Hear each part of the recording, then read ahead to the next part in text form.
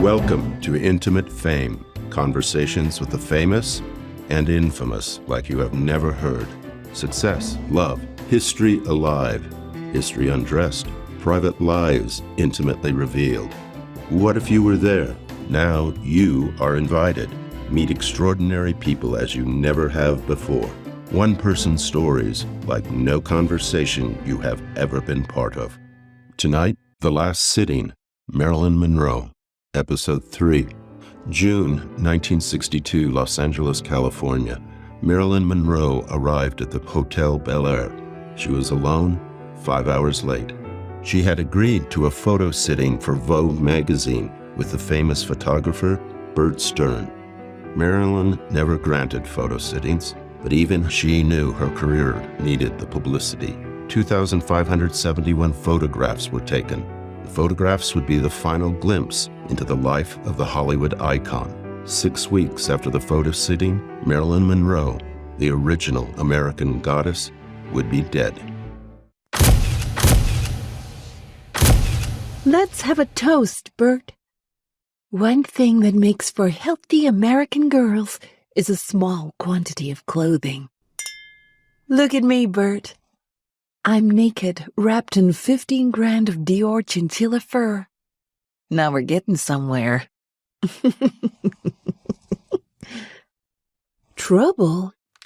Boy, I could get into some. I don't mean name-calling or a fight. I mean when you feel that out of nowhere, life hits you on the chin and you think, wow, the world's out to fucking get me. It turned out to be one hell of a year. The nudes. My mother, not dead but crazy. My affair with the most famous sports hero in America. 5 movies came out. Articles in nearly every magazine. By the time I was 27, all the women I had known as role models had come to unfortunate ends. Trouble? News broke about a photograph of a nude woman. It was from a calendar the previous year. Golden Dreams, 1951. So many people wanted it, they reprinted it. The press department got wind of it. It wasn't that unusual. More and more you saw half-naked women in magazines and movies. But for me, I was hooked up with Joe at the time. It didn't take long to ID me as the dame in Golden Dreams, 1951. Saying the studio went apeshit is an understatement. Once the Mr. Big Shots figured out it was me, they hauled me into an office suitable for a firing squad and demanded that I admit that the rumors all over the world were true. That I was the nude Golden Dreams girl. The nude girl everyone was buying. What did I have to say for myself? I didn't flinch. I knew what to tell them. I felt it in my gut. And that's the ladylike place of telling you where I really felt it. I told them, straight out, yeah, it's me. What I really wanted to tell them was, I thought the photographer, a very talented man, didn't capture my best angle. I know all about angles, Bert. A room full of Mr. Big Shots with their hair on fire. That's what I remember when I made a quick exit. Because when you give the finger to the Mr. Big Shots, you better have a quick exit. None of them knew what to do. A naked photo of their biggest rising star. Well, I knew what to do. I went to the press before they came to me. An interview was coming up quickly on a picture. I did the press photos and chit-chat. I zeroed in on a female correspondent that had the 2 most important qualifications of anyone in the press. She had always shown empathy for me. And she had more damn readers than any reporter in the room. As the press was leaving, I lightly touched her arm. Quietly, I asked her to remain behind. Now that's read me to anyone in the Hollywood press. We went to a secluded corner and sat down. I spoke to her the way Ingrid Bergman spoke in a movie when she was certain someone wanted to kill her. I told the reporter I had a problem, and I don't know what to do. Oh, you bet your ass I had tears in my eyes. I told her, a few years ago, when I had no money for food or rent, a photographer I knew asked me to pose nude for an art calendar. His wife was there. They were both so nice. And I earned $50 I needed very much. That wasn't a terrible thing to do, was it? I never thought anybody would recognize me. And now they say it will ruin my life. Tragedy into triumph. One single interview the Mr. Big Shots never had the Mr. Big Shot balls to think of. My nudity was my honesty. The story of a hard life. A young girl, like so many before, thrown aside, abandoned. My body, my sexuality, all that was left to me, which in turn, only in Hollywood, made me virtuous. I did the grand tour of throwing myself at the feet of the press. A lost waif, finding her way in the cold-hearted blizzard of Tinseltown. Life magazine came out. Marilyn Monroe, the talk of Hollywood. There was a very small photo of the nude and a very large photo of me, clothed, listening to music at home in front of a fireplace. A fucking fireplace. 5,000 fan letters the first week. Life magazine had a nice little follow-up. Marilyn is naive and guileless, yet smart enough to have known how to make a success in the cutthroat world of glamour. Then it ended with a flourish. Hollywood at her feet. A possible project for Marilyn is a film biography of Harlow. Yeah, Harlow. I made up a lot of stories after that. Not to pull something over on anyone. It's just that it had become painfully clear, even to a dumb blonde, how to play the Hollywood game. All these Polaroids scattered about. Okay, Bert, enough of the mystery.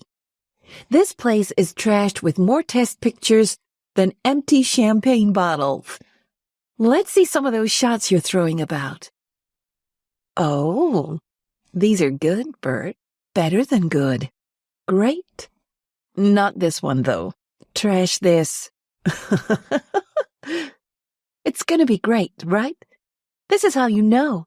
Honestly, this is how you know you got me. Here, look at this one, Bert. How do you know? This is it. I have never seen me like this. They're right about you. Shooting the famous. How do you know when? When, Bert?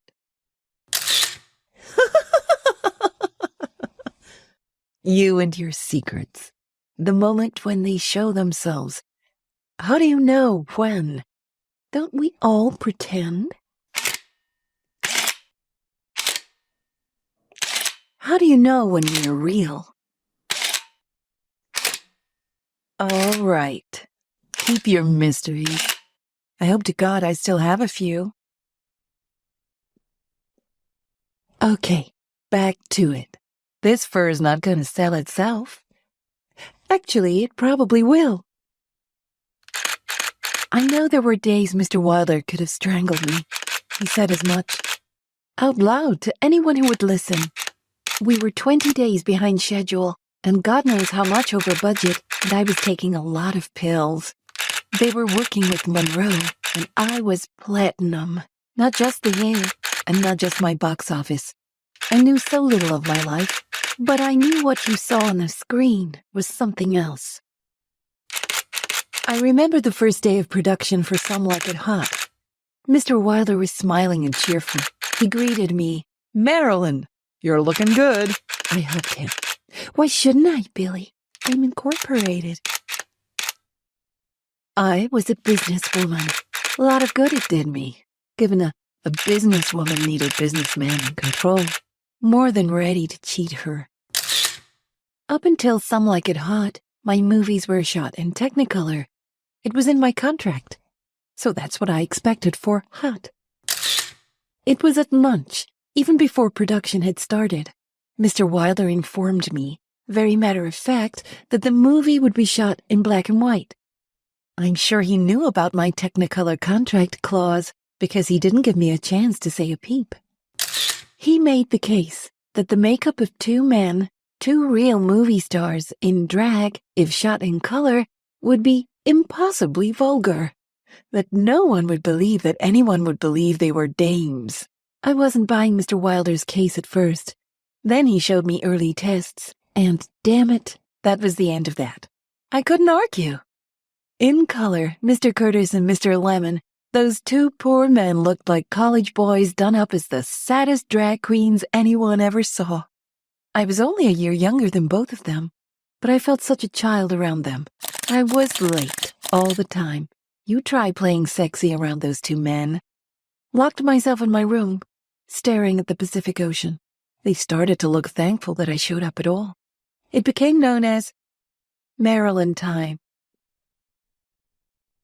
I never had such brilliant direction as Mr. Wilder gave me, but nothing worked until I felt right about it. I simply said over and over, "Sorry, I have to do it again." Mr. Wilder would say, "Well, I tell you, Marilyn, just possibly if you were to..." I would snap, "Just a moment now, Billy. Don't talk to me. I'll forget how I want to play it." Mr. Lemon pulled me aside more than once and said this kind of stuff made him want to jump off the roof of the Hotel del Coronado. Trust me, Mr. Lemon had a very nice suite on the top floor with a balcony. I took him at his word. He tried politely to remind me I had a professional commitment. Mr. Curtis was more blunt in his critique of me. He said, kissing me was like kissing Hitler. I had no idea Mr. Curtis had kissed Hitler. Here's a secret. If I must do intimate love scenes with somebody who really has that feeling toward me, then my fantasy must come into play. In other words, out with him, in with my fantasy. I imagined someone I would want to be there. What went wrong with the Prince of the Showgirl in England went far worse on Some Like It Hot. Everyone during production could sense the bitterness Arthur had for me and the contempt for them. Arthur's work was empty, humiliated and living off my income. Hollywood, me, and a movie. It was the perfect storm. It was all too much for Arthur to endure. Mr. Wilder told me that when he met Arthur, he remembered thinking that at last he had met someone who resented me more than he did.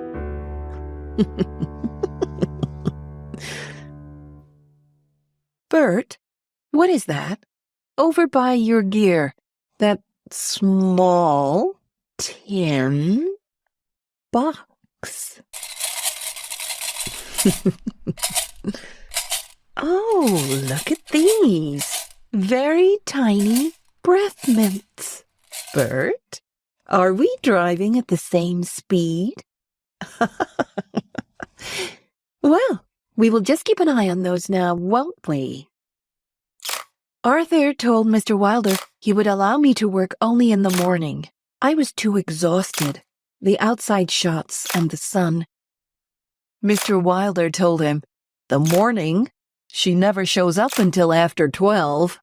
Arthur, bring her to me at 9 and you can have her back at 11:30. The reason for Arthur's demand? I was pregnant. The film was wrapping up and I had finished most of my scenes, lucky for me. I went back to New York to rest for my pregnancy. Within a month, I had miscarried. Strike 3. It was the last time I considered being a mother. Motherhood is crazy. My mother was crazy. Eunice is crazy.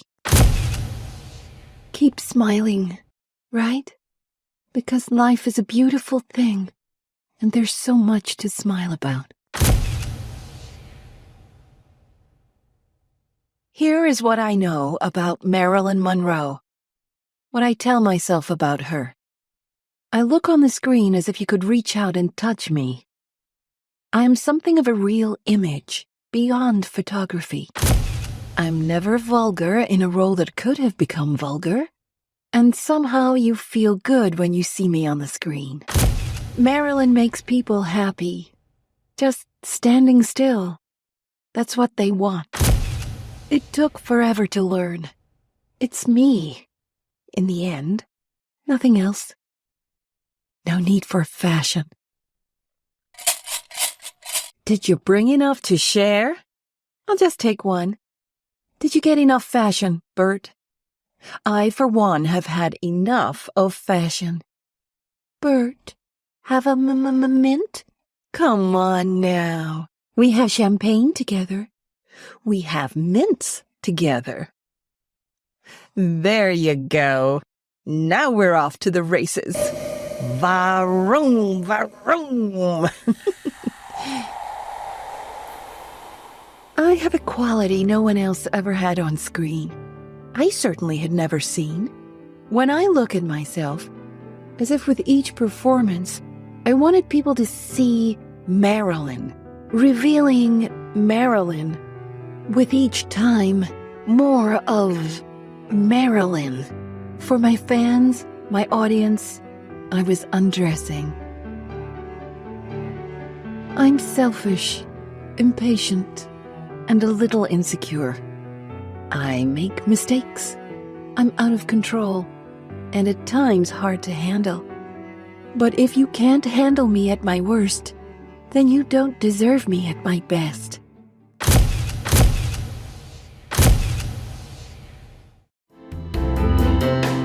This is Scott Edward Smith, the creator of Intimate Fame. Thank you for listening, and join us next time. The Last Sitting, Marilyn Monroe. Written by Scott Edward Smith. Performed by Rachel Ogilvy. Sound design and original music by Chesney Hawkes. Associate producer Melissa Jobe. Produced by Howard Gluss.